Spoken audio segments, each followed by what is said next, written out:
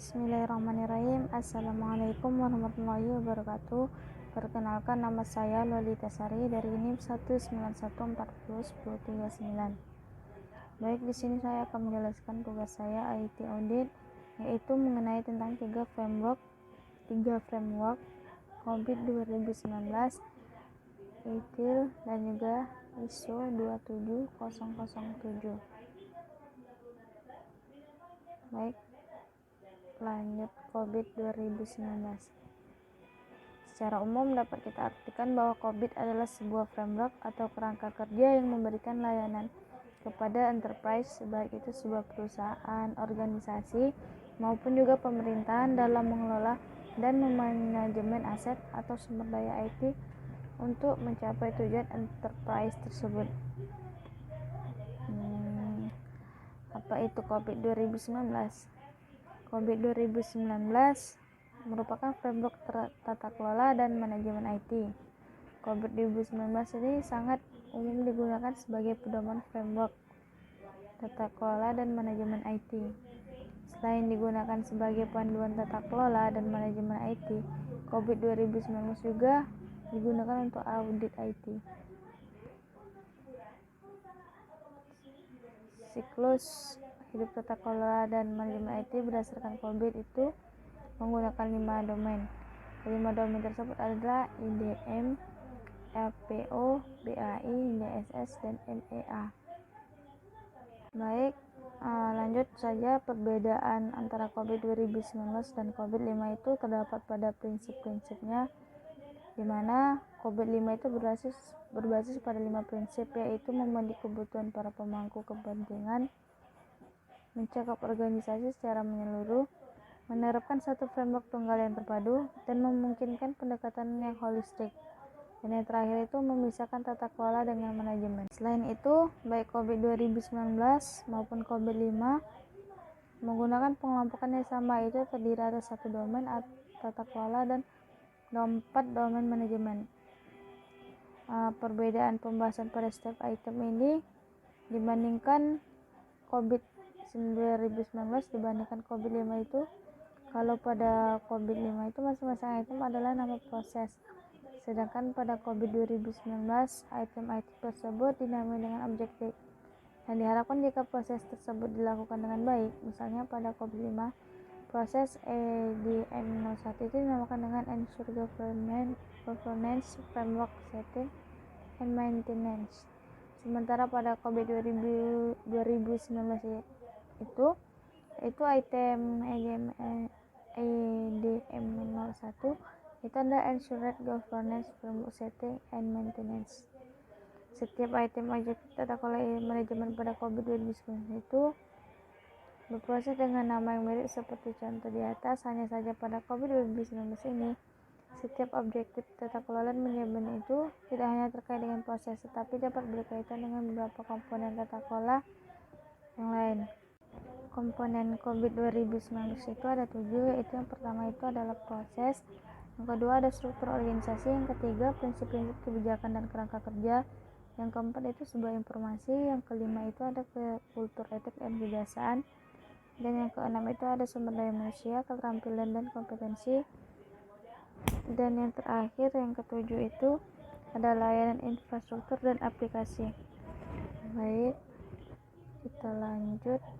Studi kasus COVID 2019 ini yaitu tentang perancangan tata kelola teknologi informasi menggunakan COVID 2019 pada PT Telekomunikasi Indonesia Regional ke-7 di Kalimantan, di mana PT Telekomunikasi ini merupakan bagian dari PT Persero Telkom yang bertugas menyediakan layanan telekomunikasi di wilayah Kalimantan. Sebagai penyedia layanan telekomunikasi di wilayah Kalimantan, perannya sangat dibutuhkan oleh masyarakat dalam memenuhi kebutuhan informasi dan komunikasi. Hal ini tentu menurut Telkom untuk mengingat pengelolaan pelayanan TI. Hal tersebut dapat dinilai bagaimana Telkom itu menerapkan suatu teknologi informasi hampir di semua proses bisnis itu, yang ada baik dari segi aplikasi, sistem informasi, jaringan, perangkat keras, data informasi maupun infrastruktur. Selain itu, terdapat kendala di mana masih seringnya terjadi kesalahan dalam pengelolaan data dan respon terhadap perbaikan gangguan yang dialami oleh pelanggan dari pengguna TI yang diterapkan. Dengan adanya permasalahan tersebut, perlu dilakukan perancangan tata kelola TI. Penelitian ini dilakukan dengan menggunakan framework COVID 2019. Lanjut, ETIL Information Technology Infrastructure Library, yaitu merupakan framework implementasi IT Service Management yang menjadi pembatas antara perusahaan jasa TI atau sistem informasi dengan bisnis dan kebutuhan pelanggan. Itu menjadi suatu rangkaian konsep dan strategi pengelolaan infrastruktur, pengembangan, serta operasi teknologi informasi TI yang diterbitkan di dalam suatu rangkaian buku. Tujuan dan manfaat itu yaitu yang pertama, tujuannya itu mendukung keberhasilan organisasi dengan mensinergikan antara layanan TI dengan kebutuhan bisnis dan pelanggan saat ini dan di masa mendatang, meningkatkan kualitas layanan TI secara terus-menerus, menekan biaya penyediaan layanan TI dalam jangka panjang player. Dan manfaat itu ialah peningkatan kepuasan pengguna dan pelanggan dengan layanan IT. Layanan yang meningkat langsung berdampak pada keuntungan usaha, penghematan keuangan dari pengurangan pengerjaan ulang, kehilangan waktu, pengelolaan sumber daya manajemen yang lebih baik, perbaikan waktu untuk produk dan jasa, dan pengambilan keputusan yang lebih baik. Dan yang terakhir itu minimasi risiko. Lanjut, yaitu ada 5 domain itu, yaitu service strategi, service design, service transition, service operation, dan continuous service improvement. Lanjut, ETIL framework. Yang pertama itu ada service strategi, yaitu memberikan panduan implementasi pada ITCM pada bagaimana memandang konsep ITCM bukan hanya sebagai sebuah kemampuan organisasi. Contohnya itu business relationship manager yang membangun hubungan dengan pelanggan dan harapan outcome pelanggan. Yang kedua itu service design, yaitu tahapan di mana manajemen layanan IT itu memastikan rencana-rencana layanan yang akan disediakan benar-benar sesuai dengan kebutuhan pengguna. Contohnya itu mengatur hubungan kerja, membuat katalog layanan. Lanjut, yang ketiga itu service transition, menyediakan panduan kepada organisasi TI untuk dapat mengembangkan serta kemampuan untuk mengubah hasil desain layanan TI, baik yang baru maupun layanan TI yang diubah speknya ke dalam lingkungan operasional. Lanjut, di keempat itu ada service operation, merupakan tahapan life cycle yang mencakup semua kegiatan operasional harian pengelolaan layanan TI. Contohnya itu perusahaan memberikan.